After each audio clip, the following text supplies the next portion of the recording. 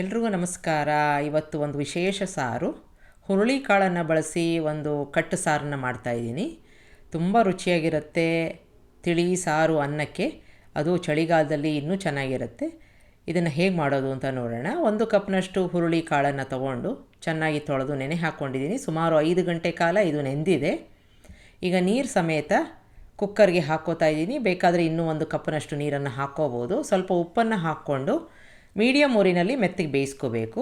ಅಷ್ಟೊತ್ತಿಗೆ ಒಂದು ಮಿಕ್ಸಿ ಜಾರ್ಗೆ ಕಾಯಿ ತುರಿ, ಸ್ವಲ್ಪ ಹುಣಸೆ ಹಣ್ಣು, 1 ಸ್ಪೂನು ಅಥವಾ 1.5 ಸ್ಪೂನ್ನಷ್ಟು ಸಾರಿನ ಪುಡಿ, 1 ಸೌಟಷ್ಟು ಬೆಂದಿರೋ ಹುರುಳಿಕಾಳು, ಅರ್ಧ ಸ್ಪೂನ್ನಷ್ಟು ಜೀರಿಗೆನ ಹಾಕ್ಕೊಂಡು ಸ್ವಲ್ಪ ನೀರನ್ನು ಹಾಕ್ಕೊಂಡು ಜೊತೆಗೆ ಇಂಗನ್ನು ಹಾಕ್ಕೊಂಡು ಮೆತ್ತಿಗೆ ರುಬ್ಕೋಬೇಕು. ಇಲ್ಲಿ ಒಂದು ವಿಶೇಷ ಅಂತಂದರೆ ಈರುಳ್ಳಿ ಬೆಳ್ಳುಳ್ಳಿನ ನಾನು ಬಳಸಿಲ್ಲ. ಈಗ ಒಂದು ಪೇಸ್ಟು ರೆಡಿಯಾಗಿದೆ. ಅಷ್ಟೊತ್ತಿಗೆ ನಮ್ಮ ಹುರುಳಿಕಾಳು ಬೆಂದಿರೋದನ್ನು ನಾವು ಇಲ್ಲಿ ನೀರನ್ನು ತೆಕ್ಕೊಂಬಿಡೋಣ, ಅಂದರೆ ಕಟ್ಟನ್ನು ತೆಕ್ಕೊಂಬಿಡೋಣ. ಈ ಥರ ಒಂದು ತೂತು ಬಟ್ಲು ಇಟ್ಕೊಂಡು ಅದಕ್ಕೆ ಹಾಕ್ಕೊಂಡಾಗ ನೀರೆಲ್ಲ ಕೆಳಗಡೆ ಬಂದುಬಿಡುತ್ತೆ. ಆ ಕಟ್ಟನ್ನು ನಾವು ಉಪಯೋಗಿಸ್ಕೊತಾ ಇದ್ದೀವಿ. ನೋಡಿ, ಹುರುಳಿಕಾಳು ಮೆತ್ತಿಗೆ ಬೆಂದಿದೆ. ಈ ಥರ ಬೇಯಿಸ್ಕೋಬೇಕು. ಈಗ ನಾವು ಕಟ್ಟನ್ನು ಮಾತ್ರ ಬಳಸ್ತಾ ಇರೋದ್ರಿಂದ ಈ ಹುರುಳಿಕಾಳನ್ನು ಒಂದು ಸೈಡ್ಗೆ ಇಟ್ಕೊಳ್ಳೋಣ. ಈ ಕಟ್ಟಿಗೆ ಈಗ ನಾವು ಸಾರನ್ನು ಮಾಡ್ಕೋತಾ ಇದ್ದೀವಿ.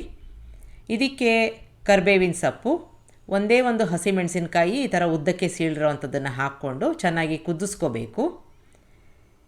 ಈಗ ಇದು ಬಿಸಿ ಆಗತ್ಲು. ಅದಕ್ಕೆ 1 ಸ್ಪೂನಷ್ಟು ಬೆಲ್ಲ, ರುಚಿಗೆ ತಕ್ಕಷ್ಟು ಉಪ್ಪನ್ನು ಹಾಕ್ಕೋತಾ ಇದ್ದೀನಿ.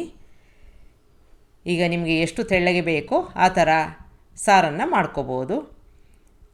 ಈಗ ಕುದೀತಾ ಇದೆ. ಇದಕ್ಕೆ ನಾವು ಈಗಾಗಲೇ ರುಬ್ಕೊಂಡಿರೋ ಅಂಥ ಒಂದು ಮಿಶ್ರಣನ ಹಾಕ್ಕೋಬೇಕು. ಸ್ವಲ್ಪ ನೀರನ್ನು ಸಹ ಹಾಕ್ಕೊಂಡು ಮಿಕ್ಸಿ ಜಾರ್ಗೆ ಹಾಕ್ಕೋಬೇಕು. ಈಗ ಇದು ಚೆನ್ನಾಗಿ ಕುದಿಬೇಕು. ಆಗ ಸ್ವಲ್ಪ ಗಟ್ಟಿಯಾಗತ್ತೆ.